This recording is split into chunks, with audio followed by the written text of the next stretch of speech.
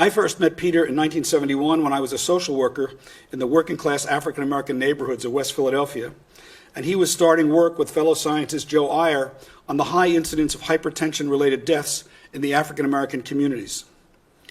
Peter became both a mentor and a friend, and we've enjoyed a 50-year conversation on the issues we're going to be talking about tonight. In addition to being a highly distinguished scientist, Dr. Sterling has also been a dedicated social activist throughout his career. As a 20-year-old Cornell student, he left his studies to head to Mississippi in the summer of 1961 as a freedom rider, where he was arrested and jailed. That experience shaped his life over the subsequent decades, and he has sought ways in his work in science to see how it might shed light on the impacts of racism on the African-American community here in the United States. Today, Peter is devoting his career to championing a radically new vision of health. His recently published book, What is Health? Allostasis and the Evolution of Human Design, is the culmination of years of reading and research and his effort to answer this question. We're delighted to have him with us this evening and over this next several days, and please join me in welcoming Dr. Peter Sterling.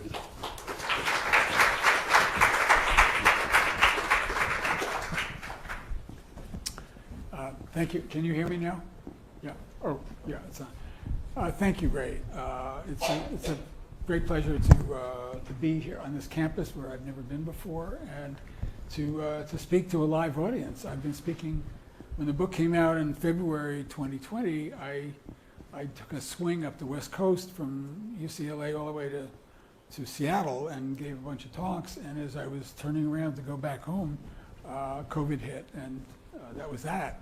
So I have been doing Zoom talks, and in a way it's good. I can get out of bed and brush my teeth and give a talk to Amsterdam, so it's nice. But to be on an actual stage with a laser pointer again, this is really fun. My talk is, it shouldn't be that long. It should be maybe 30 minutes, and then I'm hoping that we can have a conversation.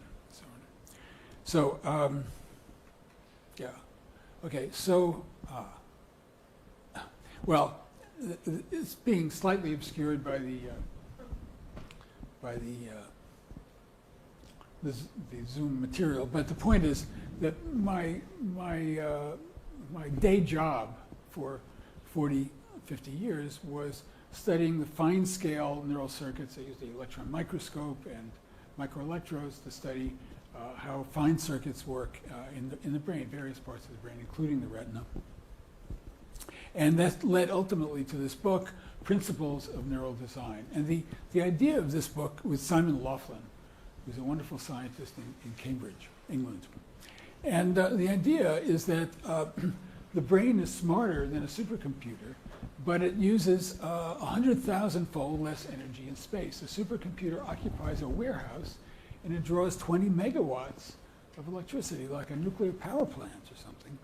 And your brain fits potentially in a milk carton, and it draws about 15, 20 watts of power, which is equivalent to the light bulb in your refrigerator. Okay, so, and yet it's smarter. And so the question is, how can that be? And so we made a list of 10 principles of efficient design that we think sort of lie at the heart of this. And we don't know everything about how the brain works, but we're pretty sure that it follows these ideas. And of course, and the body, of course, must also be efficient, because the body uses 80% of our total energy. And so it has to be efficient. And to achieve this,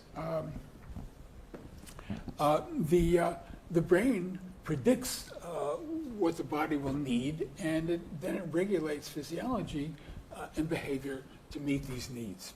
So Joseph Iyer and I named this style of physiological regulation. We called it allostasis, stability through change. Are there medical students in this audience? I mean, pre-meds and someone in this audience? Yeah. Well, you hear about homeostasis, that is how to keep the body stable by keeping everything the same. This is how to keep the body stable by varying the needs, varying what's available according to need. And recently we've updated the story, and this is a review of allostasis that's published in Trends in Neurosciences, which is a fancy journal now. This has achieved a certain amount of respectability. So the new book, What is Health, which some of you have in your hands, I hope you'll read it. Especially I hope that pre-meds will read it, because I think it will assist you in, if you do go to medical school, in understanding a lot of the nonsense that you will be told. Okay, it asks sort of what does our species need for a healthy life, and can we achieve this with drugs? And then also, why, for example, did Homo sapiens invest? Why did our brain invest in circuits that can produce art, painting, music, and so on? It doesn't bring us any calories, of any food. So why did our brain evolution develop our brain to do this? So for that, maybe I might be qualified to comment on fine-scale neurocircuits, but what gives me the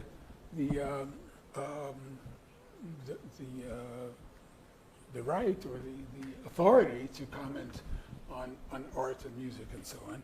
And my answer is that there was, as Ray mentioned, an interplay between my laboratory studies and my social activism. And so the book and this talk really reflect how I've lived my life. And so again, it's sort of the secret got out in the poster and Ray's comments, but this was my first scientific report at Cornell University in Ithaca, 1961, the end of May. And immediately upon submitting it, I left Ithaca to go to Mississippi. And the idea was to join the Freedom Rides.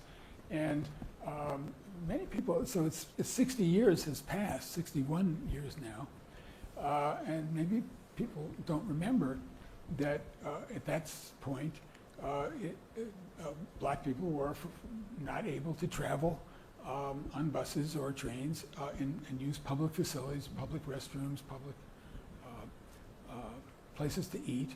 And so this was a concerted effort of several political groups to force the Kennedy administration to change federal law to forbid segregation in interstate travel. And so what happened was that they selected a small group of people, Christians and Jews, whites and Protestants, whites and blacks, and old and young, and men and women, to get on a Trailways bus and a Greyhound bus from Washington, D.C., and go to the South and test what would happen when they travel as an integrated group and went to use the restrooms and the public eating facilities. And it didn't go too badly until South Carolina, when John Lewis, who was later Representative Lewis, died last year, was badly beaten in South Carolina. But they got back on the bus, and they got to Alabama, and then one of the buses was attacked by a mob and set on fire, and when the people escaped from the bus, they had the hell beat out of them. Okay, and at that point, there was a massive call for people to come all over the country, converge by bus or train to Jackson, Mississippi, and fill the jails, and until the government would actually enforce these rules of the end segregation. So that was the idea. How about you? Can you give me any of your... Yeah, that's okay. That's me. On the train, 10 minutes outside, we went from New Orleans to Jackson, and this is just before we were arriving at Jackson. And there's a guy interviewing us. I didn't even remember this until at the 50th anniversary, PBS was doing a series, and they sent me this little clip and said, "Is this you?" And certainly, it is. So this is me. How about you? Can you give me any of your feelings on why you want to take part in this? Well, I want to help establish the right of all Americans to eat together and to travel together. Why do you think it's your responsibility? I think it's every American's responsibility. I only think that some are more conscious of their responsibilities than others. So if I had to say it again today, I don't think I could do any better. I'm sort of amazed that I was so succinct. 30 minutes later, we were processed, and this is my mugshot. It's also my headshot on my Twitter account, so follow me on Twitter.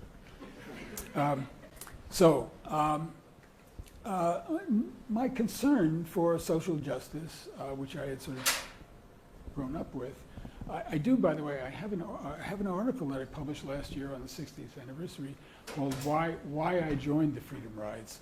And it's something I can't get into now, but it was published in a journal of biology, a very good journal. And if anybody wants a PDF of it, I can send it out, or I can make it available to this community, and you can read it. So my concern persisted, and the next stage, I'm in the mid-1960s. I'm a graduate student at Western Reserve University in Cleveland, Ohio, and I'm studying actually the pathways from the brain, from the motor cortex and sensory cortex to the spinal cord and the brainstem. And at the same time, I was slipping away from my microscope to canvass door to door in an area called Central. It's right near the university, the poorest black ghetto in the city. And what I found was people, when I knocked on their door, would come to the door, shuffling, often, limping, paralyzed on one side, their face sagging on one side, their speech slurred. And I'd never seen this. I didn't understand it. And when I went back to the lab, I learned from my mentor what the cause was, is destruction of these very pathways, these corticospinal, cortical brainstem pathways, due to a stroke caused by chronic hypertension.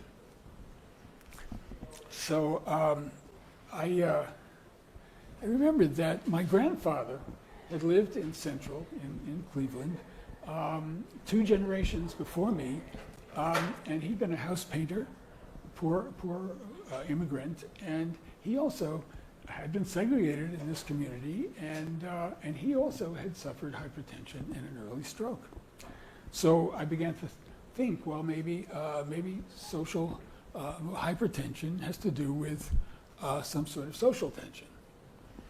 And as I finished writing my thesis in Cleveland, the whole the community, Central and Huff, a related place, exploded into riots, and the National Guard was called out, and so on. So fast forward to my own laboratory at the University of Pennsylvania School of Medicine. I'm working there, but I'm still now slipping away to the library to seek evidence for what is really the biological cause of hypertension. If it's social tension, how is this expressed through the brain? Must be to the rest of the body. And I was also devouring ethnographic studies to learn how other people live. And pretty soon, I was actually slipping away to visit some of these indigenous communities in Central America. And it was actually Ray that pointed out to me that this would be pretty accessible to do in Panama. So that was my first introduction to where we live now. And so we now, as I say, live in a rural community in the mountains of western Panama. And we have a small farm, and this is, we live in a community of subsistence farmers and indigenous agricultural workers. And this is my neighbors. They're milling our sugar cane. So this is what I learned. This is one of the things I learned is that people who live like this as horticulturalists or hunters and gatherers, their blood pressure is low, and it's steady with age. It doesn't rise with age. And this is an example of a Nobe family, indigenous family. They're waving to us as we walk by. This is 2 days' walk from the nearest market. And people who live like that have low pressures. And this is true also for similar groups in Southeast Asia, South America, and Africa. So, but in the US, blood pressure starts to rise when children enter school. This is age down here and systolic blood pressure, men and women, boys and girls.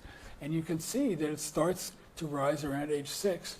I think more recent data where children leave their families earlier and go to preschool and daycare, it rises earlier. So by graduation, 25% of the population have blood pressures that are already in the hypertensive range. So this reflects sustained physiological arousal. All of the body, the neural circuits that get us going and excited and alert are turned on, and when they're turned on over the long period of time, we get chronically high blood pressure. And the rise is steepest for African Americans, and the reason they're the most stressed, and the reason is that in the U.S. Black lives still don't matter. And so this is an example. What that says up there is that blood pressure responds to each change in mental state. And what shows here, this is time. This is 12 midnight. This is noon. And this is, this is noon, this is 12 midnight, and this is 12 the next day. So it's 24-hour record. And this is systolic pressure going up and down. This is diastolic pressure. And it's being recorded by a cannula, a tube in the artery of this one individual as he goes through his day. And what it shows is that every little, it's going up and down. You're told by your doctor you have a blood pressure, you have 120 over 80 or something like that.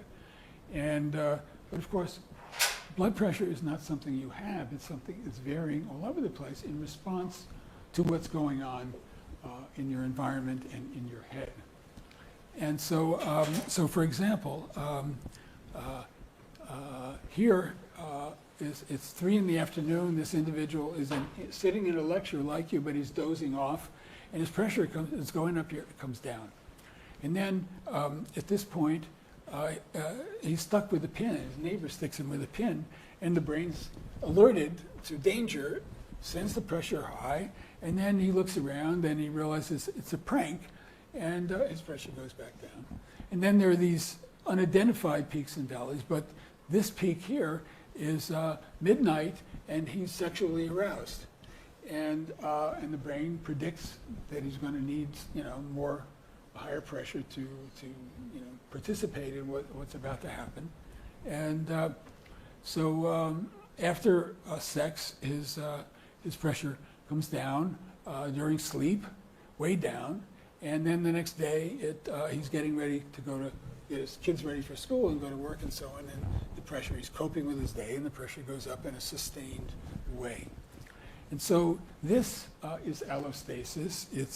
It's the brain recognizing the context, predicting need, and then adjusting the pressure to match and to provide just enough, just in time. That is why this is efficient. It avoids errors of having too little, too late. A day late and $1 short, we are protected from that by our brain. So the other thing I want to point out is this wide dynamic range. It goes very high, it goes very low, and it's exquisitely responsive. And health, I say, is really the core of health is responsiveness to what's going on outside and inside. So arteries adapt to the mean pressure. Okay, and so the example is this is the record we just showed you. The mean pressure there is about 100, and the arteries in a person like that would look something like this. This is a healthy arterial vessels with some muscle on the outside of the arteries to contract and pump the blood, but a big lumen that's open to allow the blood to flow.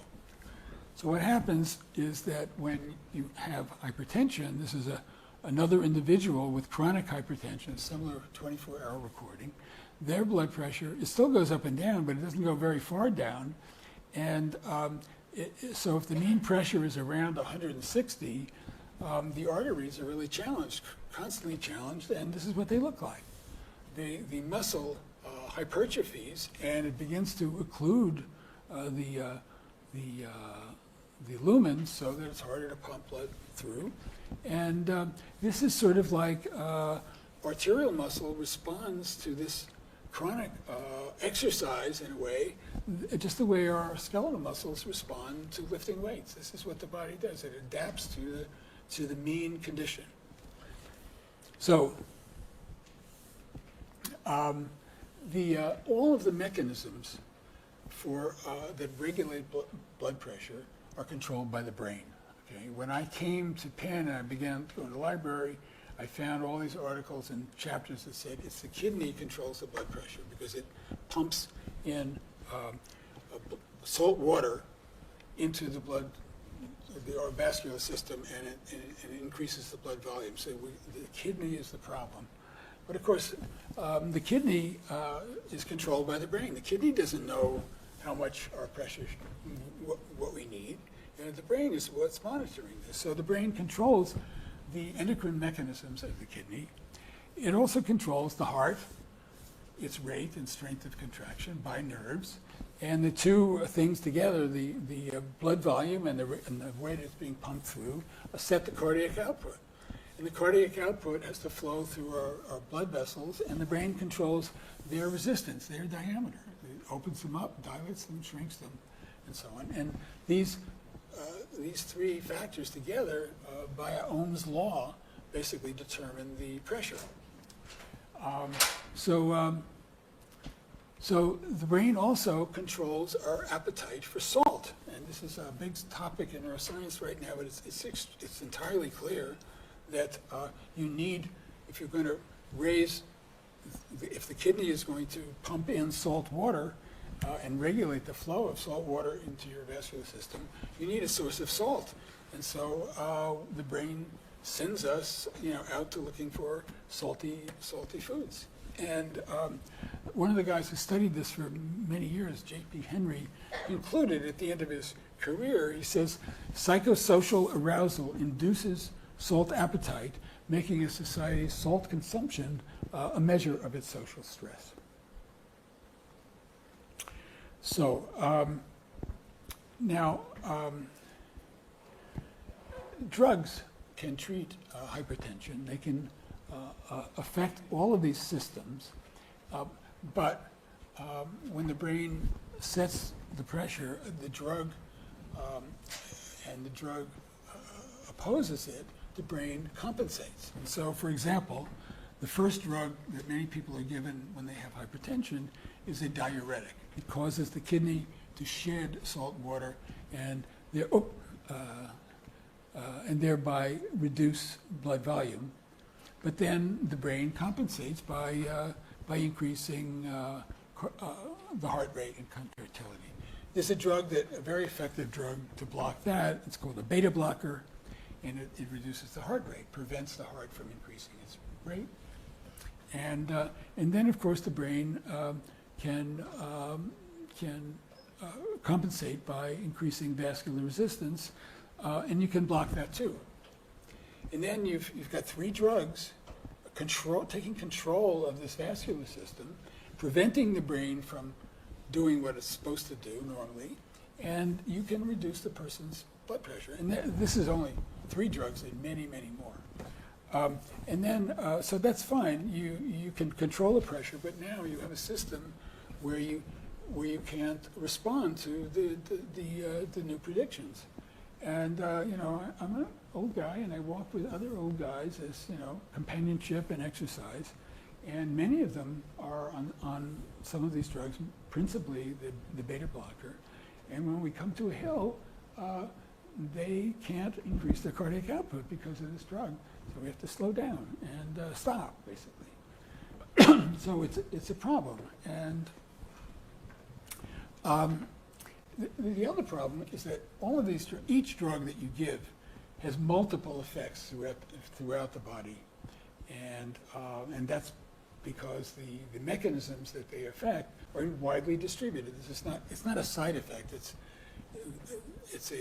the way drugs work in the body.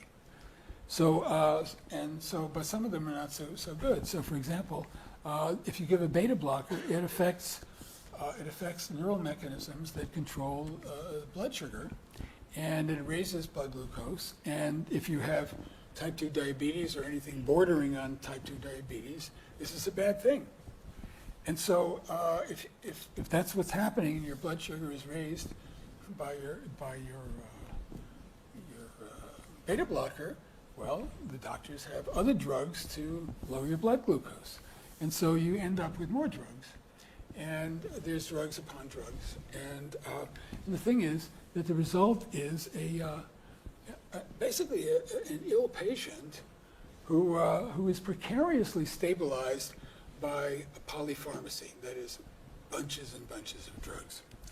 And so that is what I want to say basically about our physiology and how it's approached by current so-called modern molecular pharmacological medicine.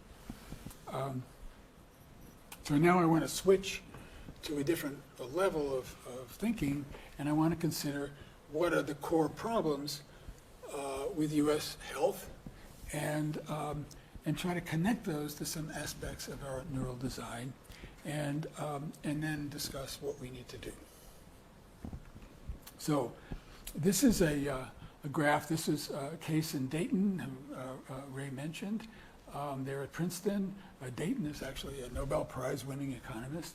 And they are the ones that coined this term, deaths of despair. And what they define deaths of despair are deaths from drug overdoses, alcohol, and suicide. And this is a graph of the U.S. deaths of despair against time starting basically 30 years ago now. And so this is for a specific groups of U.S. whites who were born in 1970, who are now middle-aged, early middle age. And what you see is that it started rising gradually, but now it's been rising steeply for quite a long time, for the last 20 years. And much of Europe has been coming down, but in no case is it rising steeply like this.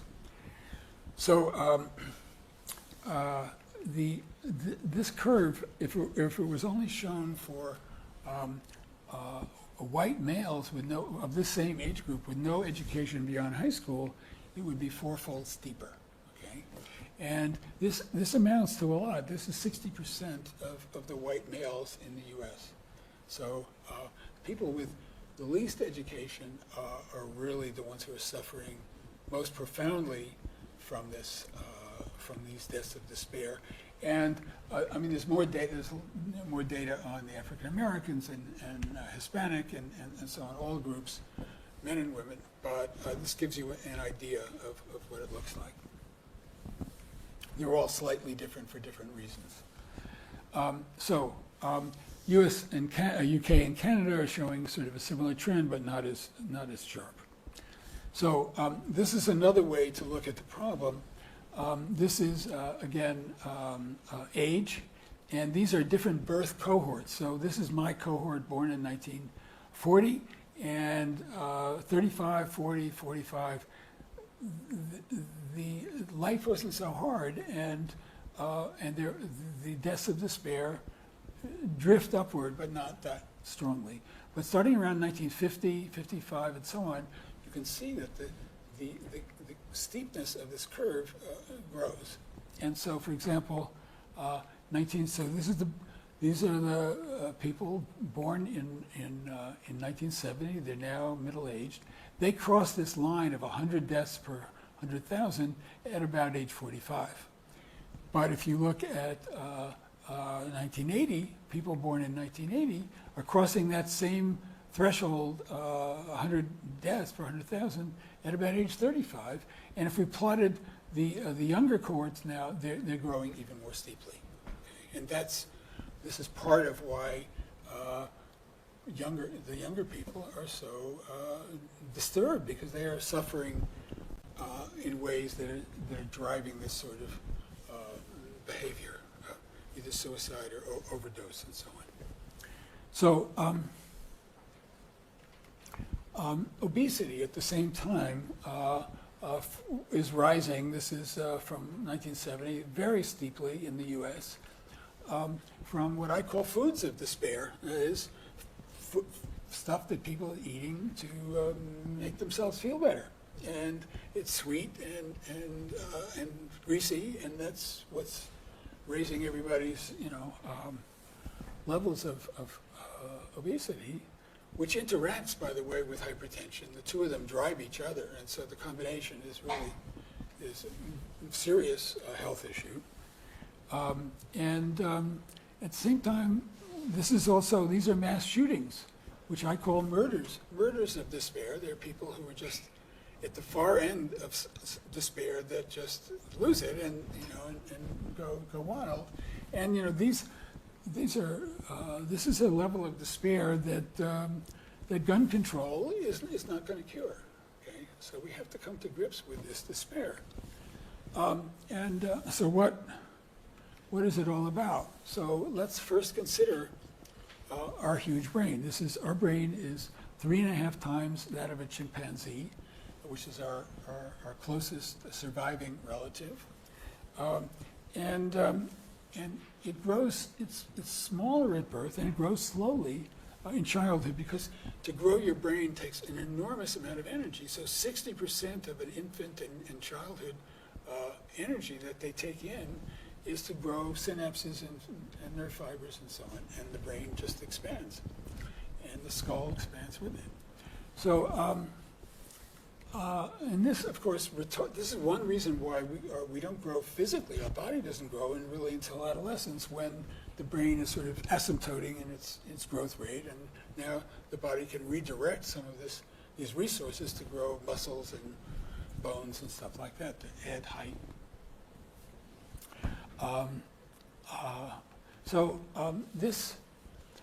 This graph, is there any way to put that thing in the bottom of the screen? No, I guess not. You would have done it. What this thing says at the top is that, oh, yeah, wonderful. Thank you. To grow this large brain really requires,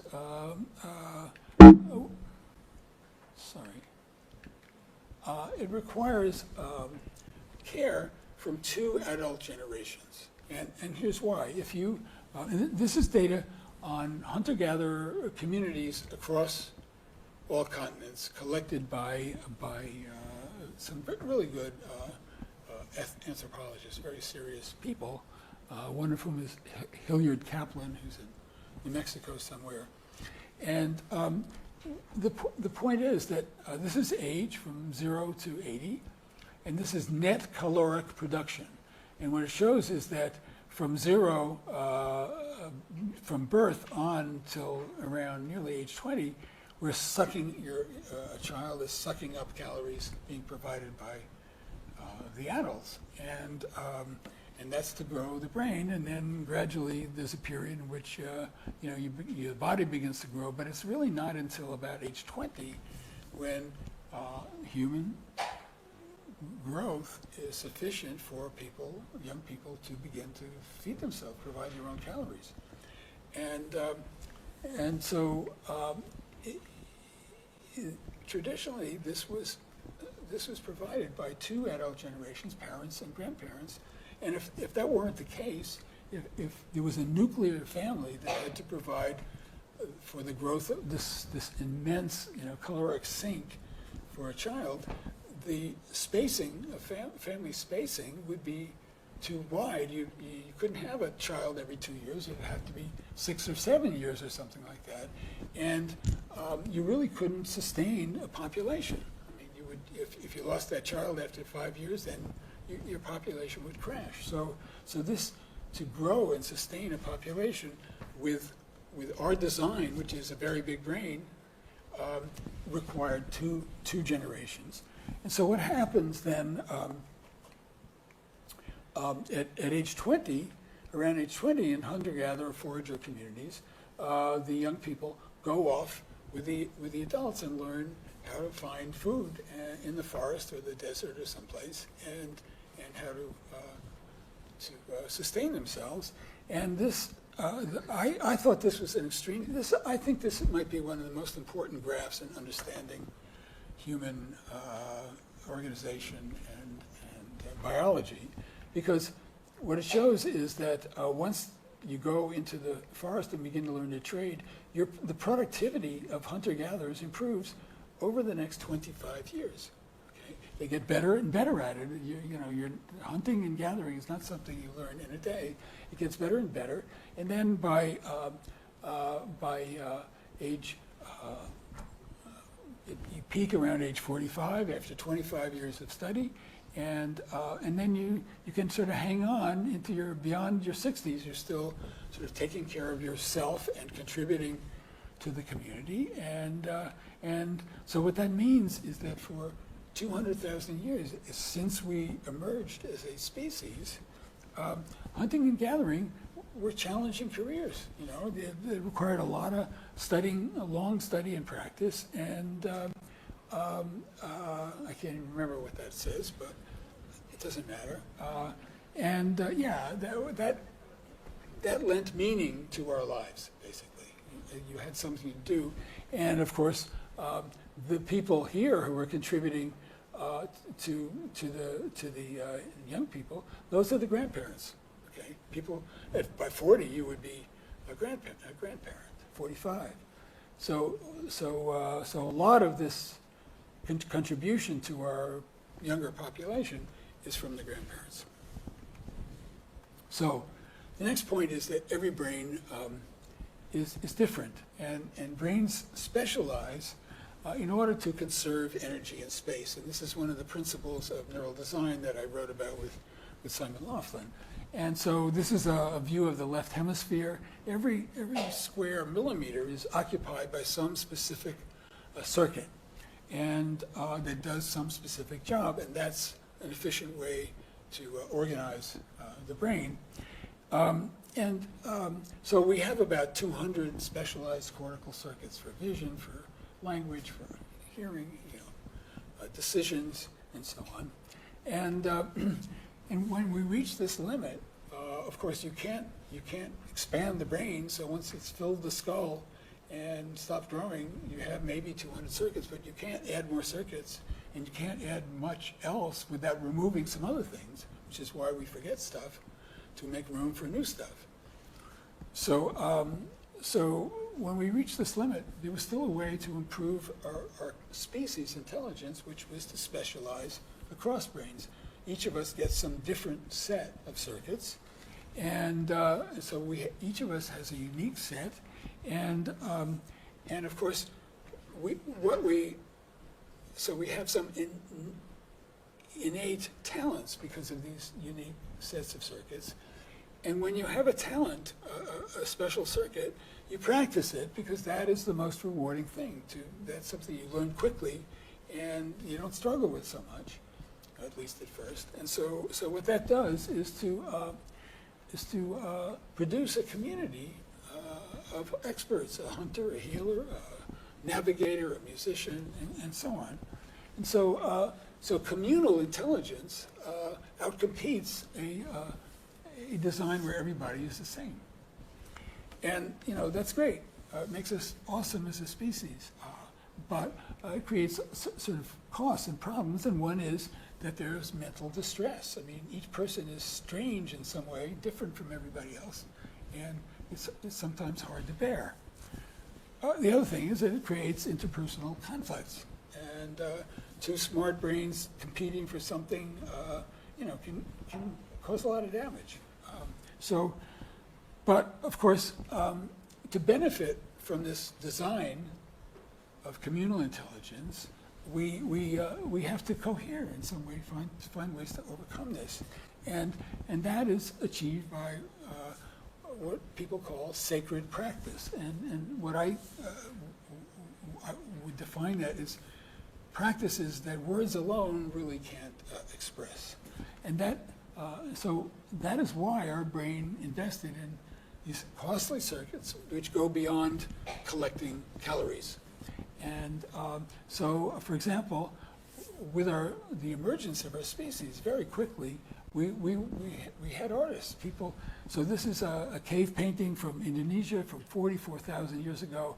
This animal that's depicted is accurately enough so that it's still living in Indonesia and it's identifiable. These paintings were done by skilled people in the community who had innate skills and practiced them. Then there was, of course, music as well. This is a flute found in a cave 40,000 years old.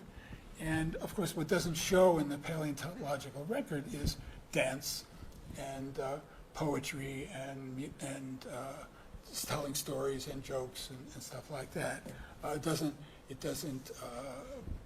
There's no evidence preserved of elaborate sexual practices, which is also part of relieving tensions. And so these things elicit intense emotions: awe, grief, joy, and laughter, and those release tensions and allow us to give us a shot, at least, at cohering. Right now, it looks pretty difficult, but I think under decent circumstances, this works.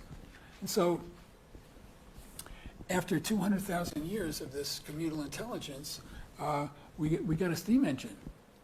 And of course, the steam engine tremendously expanded industrial production, and that's what led immediately. So this is the introduction of the steam engine here, and this is CO2 in the atmosphere, and it just shot up, and it hasn't. We need to have it turn down now, and it hasn't happened yet. And that's the most urgent, really, the most urgent thing we have to do. So industry shrank the opportunities for the challenging activities that we were accustomed to as hunter-gatherers. So Adam Smith, who was the father of modern economics, a Scotsman, he was a friend of James Watt, who got credit for the steam engine. And here's what he said. He said, the man whose life is spent performing a few simple operations has no occasion to exert his understanding or exercise his invention, and he naturally loses the habit of doing this, and generally becomes as stupid and ignorant as it is possible for a human creature to become. It's very clear, 1776. We were just writing out our Declaration of Independence, But I think it's not that we've become stupid. The problem is that we're still smart, but we've narrowed the possibilities to exercise our innate gifts, and so we evolved to explore the planet, and we did very early, very quickly. Leaving Africa, we got to Australia in only 10,000 years after leaving Africa. We had to build boats across the Pacific. I mean, it was really quite amazing. Cross the Bering, land bridge down all the way down to South America, very rapidly, and now multitudes of us are trapped to just punch a ticket, scan a barcode, do something like that, and jobs that are learned in minutes or days just don't present a sufficient challenge to these huge brains that we evolved. So, and I think it's this mismatch between our abilities and our opportunities to use them that causes despair. So, what links despair to compulsive consumption? We inherited a circuit that drives us to seek, and the circuit. So we're looking for some food, we're looking for some shelter, and the circuit rewards anytime you find something that was unpredicted, a surprise, a positive surprise. It rewards us with a little pulse of dopamine. This is what our brain does, and it was invented by a worm 500 million years ago, and we adopted it because it's so effective. So this is an example of a recording from a dopamine neuron, and this is the nerve cells firing away spikes, and when the reward is unpredicted, you get a big pulse of spikes, pulse of dopamine. So we experience this as a pulse of satisfaction, and we can take a deep breath and pause in our seeking, and as the pulse dissipates, we're driven to resume our seeking to serve the next need. So foragers find food unpredictably. They find a root or a rabbit, a berry, and they get a pulse of dopamine. They find a comfort unpredictably, a dry cave, a warm fire, after being cold and wet. That's wonderful. They get some dopamine and they can relax a bit. So they have frequent sources of these small rewards. But we find food and comfort predictably. You know where you're going to get your food, in the supermarket. You know that you can switch on the thermostat when you walk in your house without any effort or surprise. And the problem is it's very convenient, but predicted rewards provide very little dopamine. And this is a recording from the same neuron. Okay, and when the reward is predicted, where's the dopamine? So, excuse me. So, lacking these frequent pulses, we grow restless and we look around for surprises. And where do we find them? Well, when food is predicted in the supermarket, the main surprise is more and richer. Okay, so so we get these great surges of sugar and fat, cause surges of dopamine.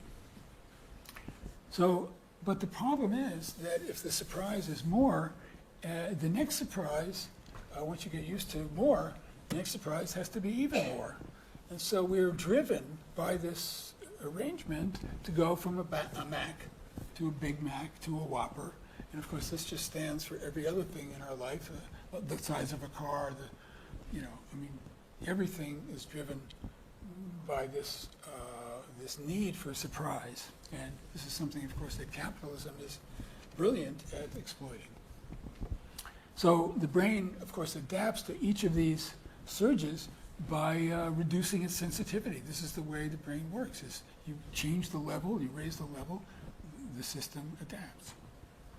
So it's the same story for drugs. Alcohol, nicotine, cocaine, amphetamines, opioids, all act on the parts of the brain that release dopamine and respond to dopamine,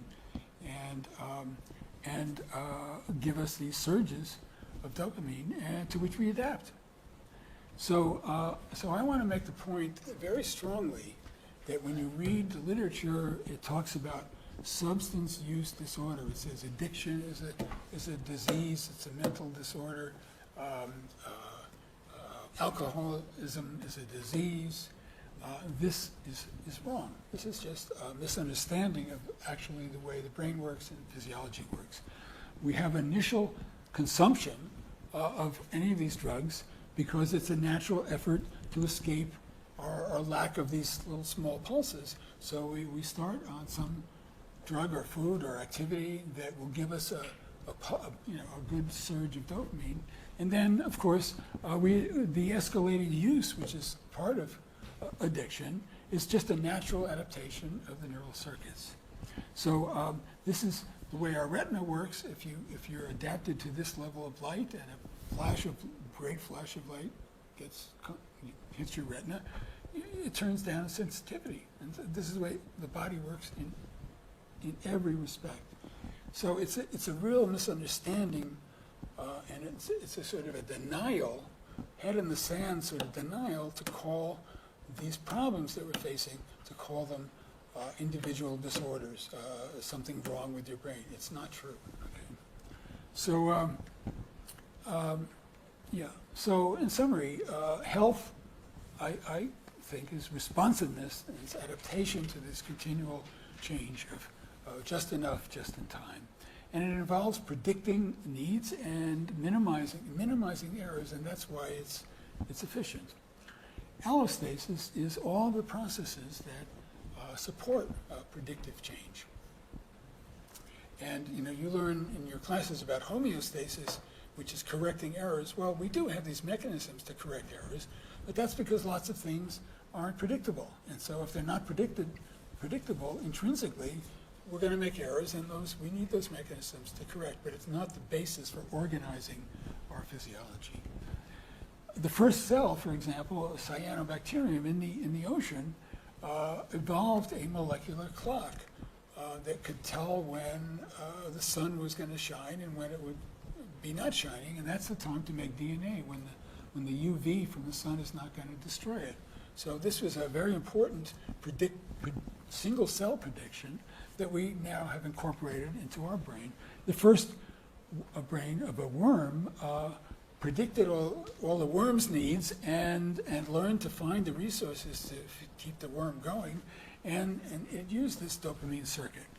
So these molecular neural circuits were optimized by 500 million years ago. And now we're tweaking them. Modern medicine is all about tweaking these little problems with drugs to fix the problems that were created basically by the steam engine, and its later versions. Okay, so this doesn't make any sense. And as I've said, these drugs that block these old signaling mechanisms reduce responsiveness. This did not lead to health. So we treat despair, addiction, obesity, type 2 diabetes, hypertension, cardiovascular disease at the molecular level with all these drugs sold by all of these big pharma companies. And I must say, I'm a scientist. Science has been brilliant in finding these molecules to do this, but it's not bringing us health. It's not even plausible, and it's very, very expensive. So if we weren't doing it this way, we wouldn't be worrying about how to pay for medical care. So I say finally that our brain evolved for individualized lives of physical, cognitive, emotional, and spiritual responsiveness, learning across the lifespan, and that's where we have to go. And so this last point is that what we need is a social inclusion. We need to have everybody feel that their lives matter, and we need to reduce inequality because that reduces stress and despair, improves health, and yeah. What's that? And it requires practicing our gifts across the lifespan.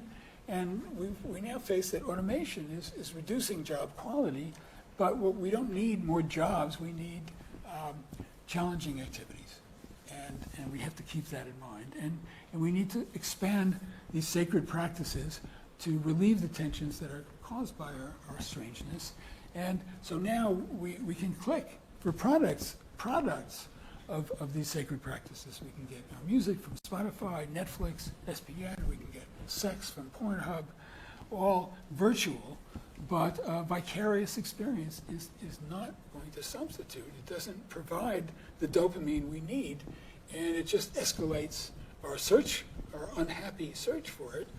But what we need to go is to rebuild our communities and find new forms of communal life and participation, basically. So that's it, basically, and I thank you. So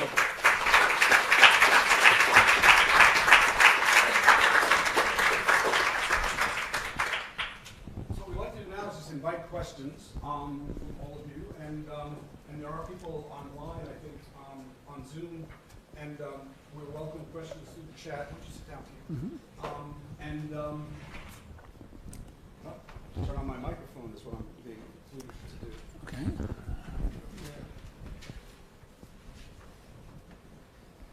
There we go. So, yeah, Stella, do you want to lead off? Sure. It was fascinating. My name is Stella, and I am a researcher at the Pulte Institute. I am a demographer by profession. And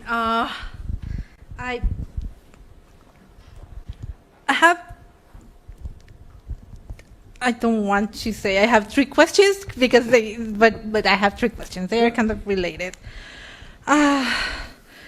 So when I was trying to put together the what I got as the teachings from your talk with the consequences for health inequality.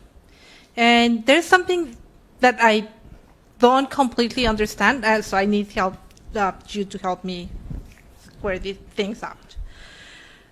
So I heard 2 things, among many others. The one, first, one of the things you're saying is that when we use medicine, we are restricting or limiting the body's ability to restore itself. And that leads me to think, if that were the case, couldn't it be that communities that have less access to medicine would then be healthier than communities that have more access? So there's something that sounds a little counterintuitive to me there.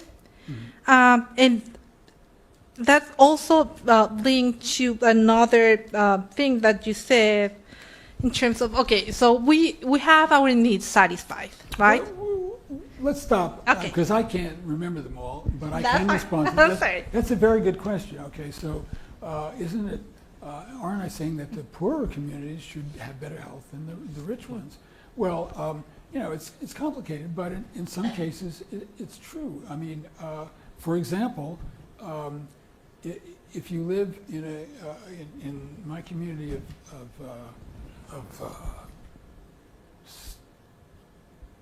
people who are doing sustainable agriculture and don't have very much cash, they have communal activities. They have things that maybe you wouldn't approve of, like a cockfight. That was a big thing. The community comes and it's very exciting. People bet. They have dances. They have all kinds of communal activities. And I'll tell you, in a small community, there's a small elementary school. The kids go to town for high school. There's several little evangelical churches. There's a Catholic chapel not too far away. And religion is a very big thing. And if you say to somebody there, take good care of yourself, they say, sí, gracias a Dios. They always respond by saying, yes, thanks to God. And they mean it, It's not just throwing off. And so this is a community with a communal life. There are no police in this community. They don't patrol. Occasionally, I say, we've been there 18 years. I think maybe there was one Saturday night fight that somebody was killed, and so for a while there was some. But this is not a common thing. There's probably some thievery, but people know. It's sort of self-limiting, and there's no. And people. There's a few alcoholic men in the community who are sort of known, but mainly people. They'll get a little high and drink. A beer or there used to be a chicha that people would make fermented. But there's no cocaine. There's no heroin, and there's not much marijuana because the law against it is pretty draconian.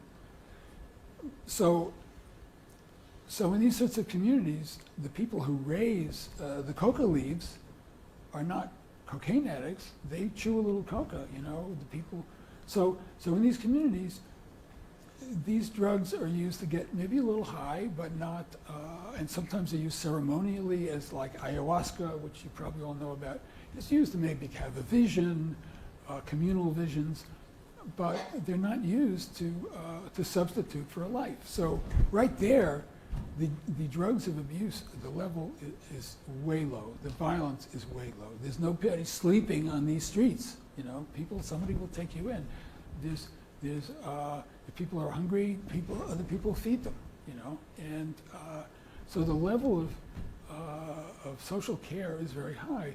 Now there are certain medical issues that really do require high technical stuff. So one of the things that we found, my wife and I were maybe asked to provide some outside education, medical education. So we asked people, well, what do you want to hear about? Well, a nurse came from town and talked about diet, but what they really wanted was some first aid instruction. What do you do when you slash your leg with a machete, you know, which is a common injury? There's not much, there's sometimes some snake bite issues, but not too much now. So, so people appreciated that sort of basic first aid stuff. So now, but they have, you know, now, since we've been there, the road has been improved. Buses now serve the community. People used to walk 6 miles out to the main road. They don't do that anymore. They take the bus, and they get fast food, and their waistlines are increasing. And they, instead of hacking with a machete, cutting stuff, they have a weed whacker, and so the culture is changing, and their health is deteriorating. And so that's one aspect of it. Now, in the communities, poor communities in the U.S., which are beleaguered, which are, you know, decimated by amphetamines, and I mean, in the hills of Virginia, it's amphetamines and I guess fentanyl now, but you know, it's all over. The medical care, they're being decimated by foods of despair.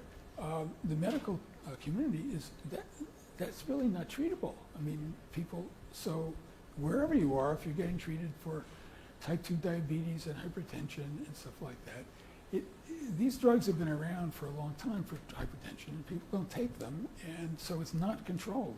So over many decades, these problems have gotten worse because medical care doesn't do it. Okay? And so maybe, what's your next question? I mean, there's more to say on that, but it was actually related to the inequality. So I didn't know if. yeah. And I have to say, I have hypertension starting many years ago. So what you're saying actually makes sense about not being controlled. Let me make one point about that. Is that although I'm not an ideologue against taking drugs to treat certain things. So if you have hypertension, there are things that the best things to do are to lose weight and to exercise a lot and to get sleep. Those are the most important things for health. I mean, the only way I can keep doing this, I'm 82, you know, and this is my fourth talk for the day, right? I think, yes. So I do this because I walk and I exercise, and I try to keep track of how much intoxicants I take, not too many. If you have hypertension and it's not controlled by these measures, then you do have to take some drug. Hypertension is a lethal thing, so you have to keep your pressure down. So I'm not telling people don't treat your hypertension. No, treat it, but also treat it by living well, and then as you do that, you can maybe, you know, reduce the number and doses of the drugs. But very often, physicians will just hand out the drugs and say, you take this for life. Well, that's not necessarily so. You have to readapt those arteries, and it can take and the neural circuits that drive them. It can take a while. It's something you have to work at. Mm-hmm. So I'm not opposed ever to taking a drug. Great. So my following question was also about inequalities, and at Pulte we work in many countries, middle and low income countries, but in most of them, and in most of the communities that we work, even the most basic needs are kind of accessible. I mean, they are not isolated or like and so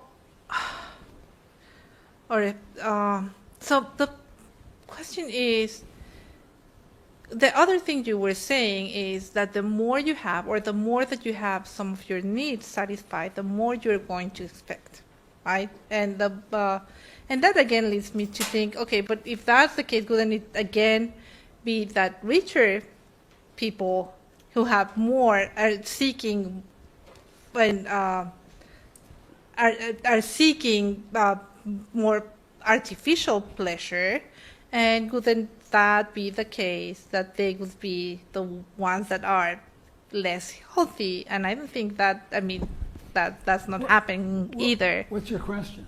So how do we, well, let's say, how do we reconcile the fact that, or is there a way to reconcile the fact that we are living in societies that have many resources and have our basic needs accessible with the need for health and inequality? That's basically it. So because you're going, yeah. I mean, one of your conclusions was, if it's the fact that we have many of our needs solved that is driving us to unhealthy behaviors, right? How can we live with healthier behaviors? Well, look, having many of our needs solved. I get it. So how can we overcome the fact that we have a relatively easy life? We being the people in this room with pretty high levels of income and education. Well,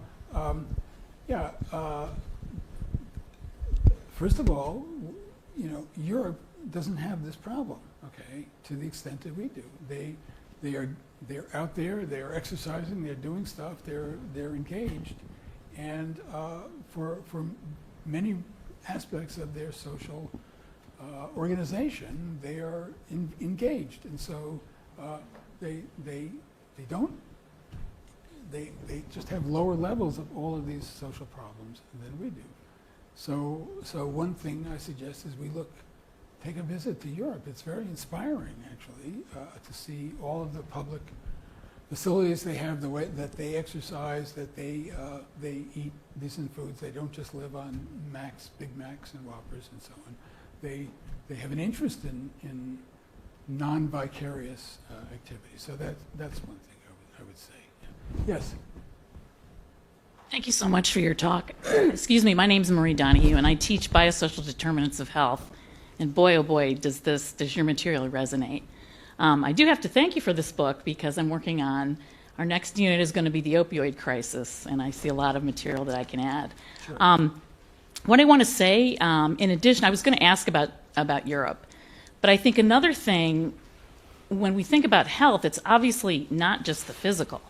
And what they have in Europe, I think, that supports health, they have health insurance. Virtually everybody's got health insurance. They have family leave. You know, women and men can split, I know in Germany, 9 months. Right. And that is absolutely crucial to optimizing health. Right. So what do you think the best strategy for us in this country is, or I guess it would be strategies, to kind of move forward to that kind of model? So I would say two things. One is that I'm delighted that you're teaching this course, and I make the offer, made it earlier today, if anybody is teaching a course and using this book as a text or as part of it, and you want to invite me to have a discussion at the end of the class or at the end of the book or something like that, I'm delighted to do it by Zoom. I can do it. Consider it done. Okay, so all you need is my email, and I'll give you a card afterwards. So, and my email, by the way, has a number of links to other essays that I've written. One of the articles that was published that Ray mentioned, that came out in February, is a critique of the National Academy of Sciences report on deaths of despair. The National Academy, this august bunch of scientists, published a report last year. I gave 2 talks on this morning. Are we doing it right? Or? No, you're fine. Yeah, go ahead. Saying, yes, death of despair rising, what should we do? Well, we need to teach resilience to individual people. We need to give them clean needles. We need to have rehab, better rehab. We have to have better availability of drugs to get them off the drugs they're on. This is all nonsense. You know, it's all focused on SUD, substance use disorder. This is wrong. These are not disorders, and it's not going to be treated at that level. So what they don't, this report compares U.S. Rising death rates to 16 nations. It includes most of Western Europe, Japan, Canada, and Australia. And it doesn't ask, what are they doing? How come they don't have this problem? And so I wrote with a younger colleague, Michael Platt, a response that says the reason they don't have that problem is look at what they're doing. And as somebody started to mention, they have, or maybe you did, they have prenatal care, they have postnatal time off, they have vacations, paid vacations. The U.S. has no law that says you have to pay anybody for a vacation. So 25% of working people in this country have no vacation. Paid sick time is another. Yeah, all this stuff. So they have free medical care, they have cheap tuition, they have free school care, they have everything. Labor unions. Huh? Labor unions. Labor unions, yes, labor unions. So they have everything to give them a shot at sort of a reasonable way to live. You know? And to do that is not a mystery. They have done it. All we have to do is sort of make our version of what they're doing all over the world. You know? And you know, President Biden had this slogan, "Build Back Better." It had a lot of this stuff in it. You know? And this one guy who's from the state that's the worst in the union, worst off people, and he's blocked it, you know. So I think one of the things we have to do is we have to elect some more people to Congress, Senate, and House to keep these sons of bitches basically from making the country so much worse, you know. And that means going out and political organizing and you know, going out into, I mean, my gosh, Indiana is not exactly, you know, a progressive place, it's my understanding. Is that right? That's right. So start organizing. You know, that's what really we have to do in this country, is to get people who want to solve. It's not that hard to solve the basic stuff. You just have to, you know, give people what they need. So sorry. Hi, thanks for the lecture. That was really brilliant. I liked it a lot. I teach. I'm not in any policy field or biological sciences or anything like that. I'm in cultural studies, and I'm giving a couple courses on work this semester. A couple of my students are here, and I was wondering if you would elaborate a little bit more. You already intimated a lot on the relationships that you're seeing between deaths of despair and work. Both the left and the right sort of have their talking points on that topic. One puzzle that I sort of have thought about before, and I seem to notice it again in some of the charts that you showed, is we have this idea of overwork actually resulting in death, right? There's the famous word for it in Japanese, karoshi. And that seems to be related to hypertension and stuff like that. I would personally think of that as a death of despair, even if it doesn't involve drugs, to die from overwork. And then there's plenty of cases that are known about of death from essentially underwork, and the stress of a job that doesn't require a person to actually work, or the stress that comes without being able to find work. But then what about the relationship between deaths of despair and just simply meaningless work? And you've intimated a little bit in your graphs, and then this is where the puzzle comes in that I noticed, and maybe it's very simplistic. I'm looking at this stuff from a different angle. But one thing that I noticed is deaths of despair have really shot up, as you demonstrated and as has been talked about in the press, in recent decades. It's really shot up. But that image that you gave us of the life that's, 40 or more hours a week of it are consumed with a rote activity that doesn't give us any meaning, that is a couple hundred years old, and you could even, some anthropological archaeologists go as far back as like the origins of agriculture to talk about that sort of like, I don't know what, like repetitive work, death. So I guess what I'm wondering is, what is the relationship between work, in your findings, what is the relationship between work and deaths of despair in the specificity of these recent decades? Okay, so that's a very good question, and thank you. There's a number of things to say. One is that this death of despair is getting some publicity now because it's become so extreme. I mean, over 100,000 deaths of overdose from opiates last year. But if you look at those cohorts that I showed, it was already starting in 1950. So it's been going on. I began writing about this with Joseph Iyer, who was an epidemiologist, biologist, and we published a paper in 1977 saying, basically stress-related mortality and stuff like that. So it was a problem back then, and we predicted actually that because it was going to get worse with these successive cohorts, that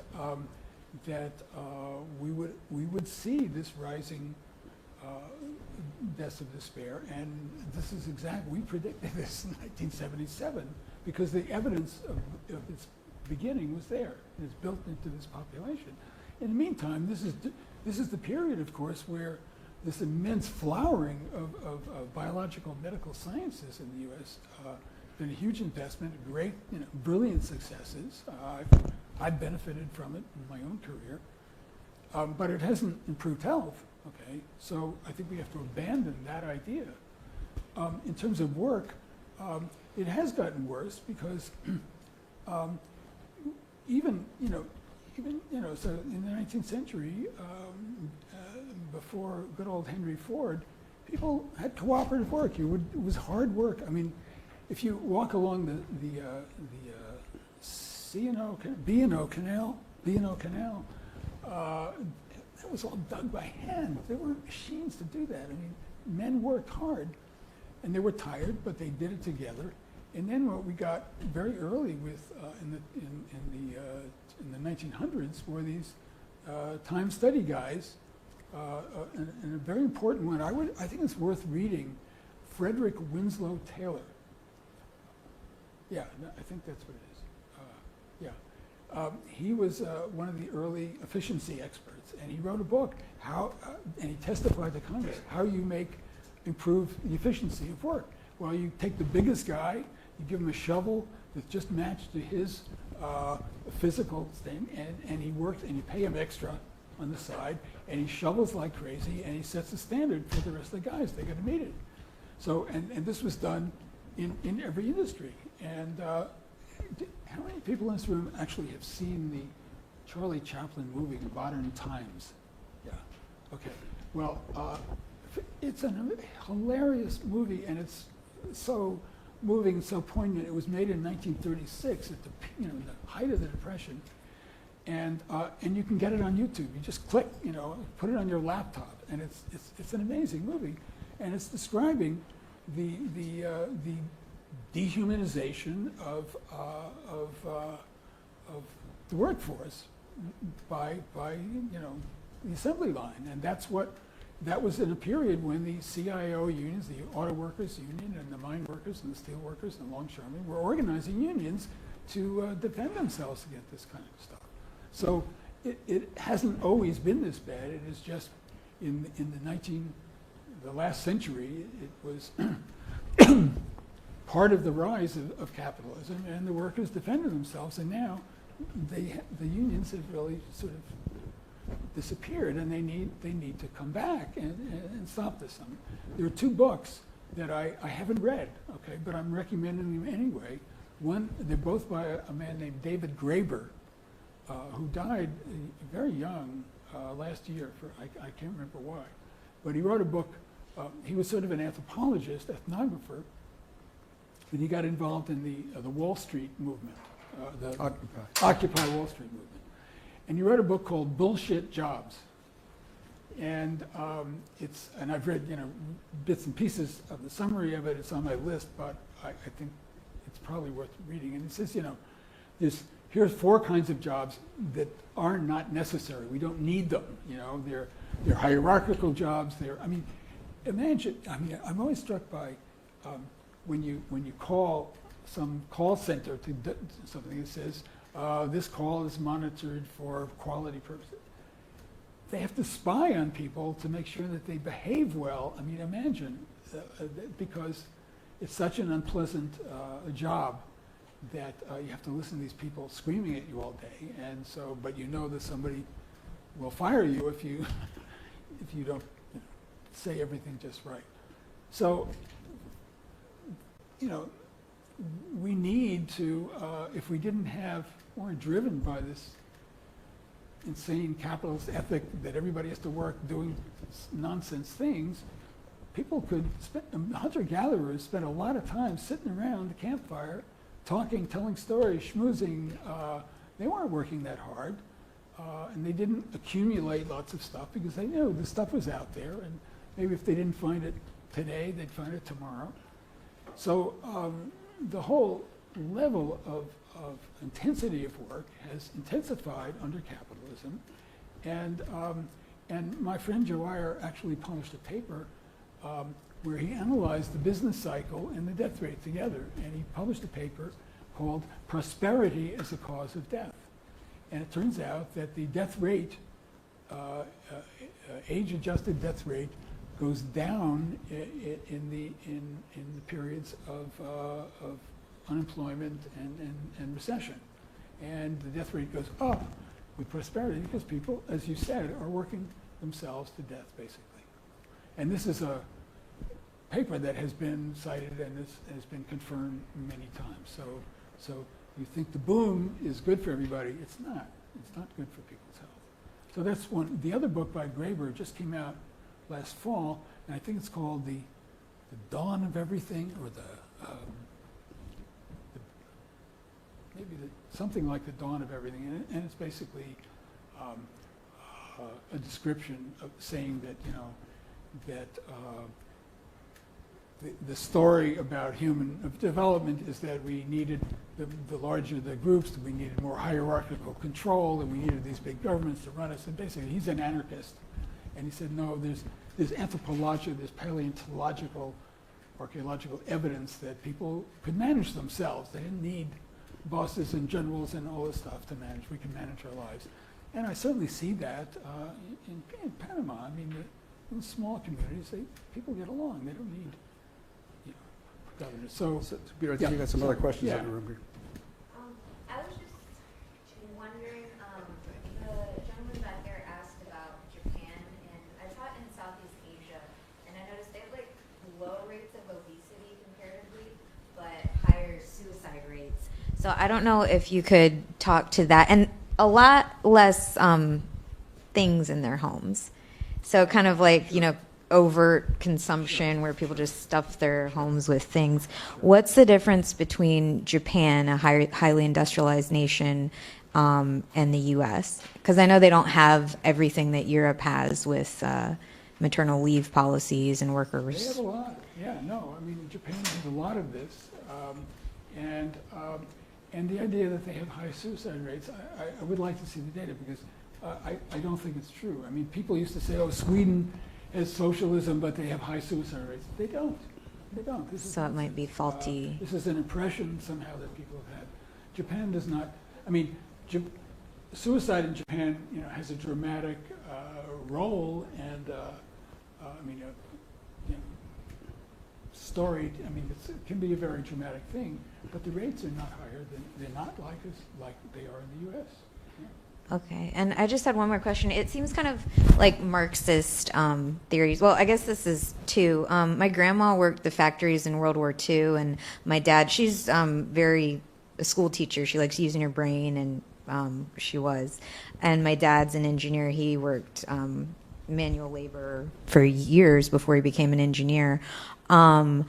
do you think it could be the way that you look at work? Both of them said my grandma memorized Bible verses or kind of like tried to keep their minds active while doing rote, or a lot of my family are farmers, and for me that's boring, repetitive, like milking cows. That's, like boring, repetitive work. But what would you say about like meditation, what Buddhist monks do? Isn't that boring and repetitive? But potentially, can you find fulfillment in work? Like, there's different schools of thought. Under the right circumstances. I mean, I have a farm now. I work on the farm. But I guess that's what Adam Smith said. I kind of, do you 100% agree with what he said? It turns you boring and stupid. Well, if you're just Rote doing work. this one repetitive Yeah. function, but a farm, I mean, pruning a tree it's a meditation. I mean, it's a meditative act. You look at the tree, you see how it grows, you see what to remove. It's like Michelangelo, moving the marble chips to reveal the angel inside. That's what I do with a tree. Okay. Shoveling manure is a physical labor. It's not really boring. There's all kinds of stuff going on. Okay. And if you're milking cows, every cow is different. There's a lot of. I mean, Well- I find farm work. What would you say? I have a girlfriend that's a school teacher, a middle school teacher, and she's thinking of quitting for a couple years to do piece rate at the Elkhart factories because they're paying $1,300 a week, and it's 3 times what she makes as a teacher. So, what would you say to someone? She enjoys teaching. To an extent, with No Child Left Behind, there's a lot of, you know what I mean? It's not what it used to be teaching. What would you say to her sister, like, puts stickers on RVs? What would you say to someone who's considering leaving a mentally stimulating job to a job that pays 3 times as much? I would say don't do it. Don't do it. Yeah. I don't know what her needs are. I wouldn't do it. Yeah. And I would also say, in terms of, let me say one thing about Marxism. I was raised as a Marxist, and I would say what I was told, my mother told me, my father told me, year after year, was the following quote from Marx and Engels' Communist Manifesto, written published in 1848 when Marx was 29, and it goes beyond the Judeo-Christian tradition of the golden rule, do unto others as you would have them do unto you. It says, from each according to his ability, to each according to his need. And that's how I was raised. And it's a more demanding standard. It means if I have a lot of ability, it's incumbent upon me to use that to help other people who have less ability. And man, if that was a standard that got widely adopted, we'd be in much better shape.